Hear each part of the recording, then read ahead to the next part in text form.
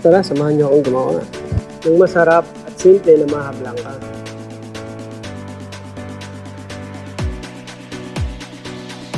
Namili muna ako para sa mga gagamitin natin sa paggawa ng maha blanca. Ito naman yung gamit ko pagdating sa iba ng ito. Sa condensed, syempre, Nestle pa rin. Dito, sinisimulan ko na nga yung paghahanda ng mga gagamitin natin. Lalagay ko mamaya yung list ng mga ginamit natin ingredients. Sobrang dali lang gawin ito. Tapos pwedeng pang dessert. Pwede mo rin gamitin pang business. Mura na at masarap pa. Especially doon sa mga ka-OFW natin na gusto pang madagdagan yung kita nila. Yan, makikita nyo na dalawa yung bowl na ginamit ko.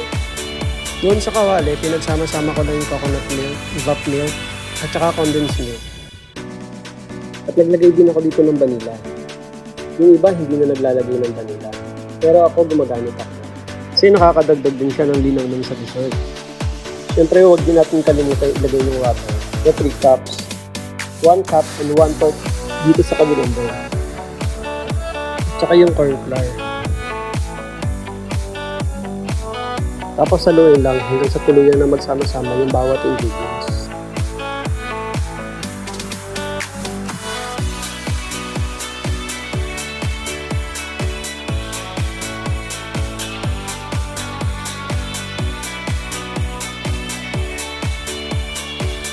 Ayan, nangulit pa si Seki. Gusto atang umextra. Dito nga, sisimulan natin ang pagluluto. Yan ko palang ihalo yung asukal kasi nakalimutan kong ilagay kanina.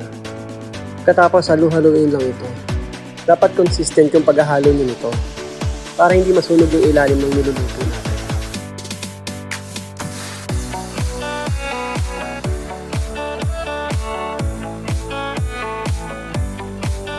Tapos dito ko palang ilalagay yung corn. Ayoko naman kasi siyang ma-overcook kasi magkukos yun ng dry kapag na-overcook siya. Yun, sisimulan ko na rin yung paghahalo ng corn flour. Kapag hinalo niyo yung corn flour, dapat sigurado kayo na may init na yun. Tapos dire-diretso lang yung paghahalo kasi dyan na siya magsisimulang mag-thick. Possible mag-cause din ito ng pagkasunog at pagdikit sa ilalim. Kung mapapansin nyo, whole corn yung ginamit ko dito. Wala kasing available ng cream kernel sa Bacala. Pwede na yan, masarap din yan. At least may mangunguya tayong corn. Yung iba, cream kernel yung ginagamit kasi mas malasa. Continuous pa rin yung paghahalo hanggang sa makuha natin yung tamang texture.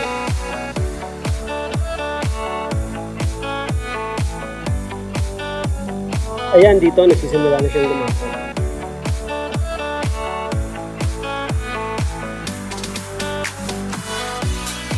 Pagkatapos, dito hinalo ko na yung butter.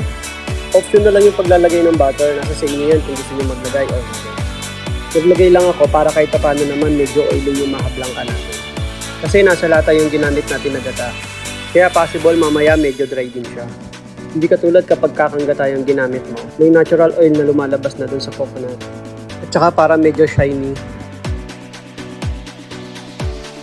I-continue nyo pa rin yung pag-mix dyan hanggang sa ma-achieve natin yung tamang texture ng maha blanca. Huwag nyo din kalimutan i-check kada halo kasi baka ma-overcook naman siya. Ang tendency naman, pwedeng tumigas yung maha blanca natin mamaya. Mas okay kapag medyo wiggle pa rin yung texture para masarap siyang kainin. Tikman nyo din para alam nyo kung wala na yung lasa ng corn flour. Yan, okay na. Pwede na tayo magsaling sapa.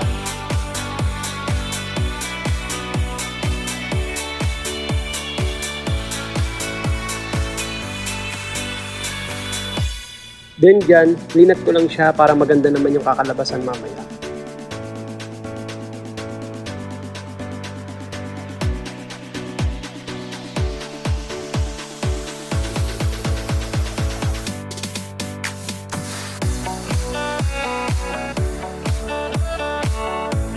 I-rest muna natin hanggang sa pwede na siyang i-cut. Habang nire-rest natin yung maha blanca, sinimulan ko na nga yung pagluluto ng toppings natin dyan. Diyan, grated coconut yung ginamit ko. Yung iba naman gumagamit ng cheese. Sa apoy naman, low heat lang yung gamit ko. Then continuous mixing lang. Kasi ayaw naman natin masunog yung toppings natin. Dapat medyo lighten pa rin yung kulay. Ayaw din naman natin maglasang sunog, syempre. Then isasalin lang natin kaagad. Kasi kapag hinayaan natin sa kawali, magraraming pa rin yung init. Possible masunog pa rin siya. Ito pala yung ingredients ng maha blanca natin. Ayan, pwede na tayo magsimulang mag-cut. Kapag nag-cut kayo, dapat sigurado kayong nag-set na yung mga blank para hindi naman siya masira kapag kinat. Ang ginawa ko, halos 1 hour lang ata yun. 30 minutes sa labas, katapos nung lumamig na, nilagay ko sa ref 30 minutes lang.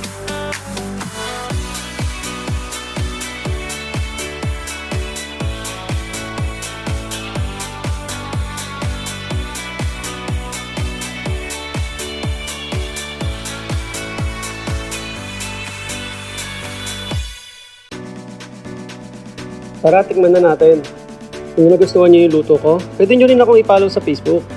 Sa Vince Fernando Daen. Pwede rin kayong mag-suggest kung gusto niyo na tuloy natin sa Please like, share, and subscribe. Salamat sa nanood. See you on my next video.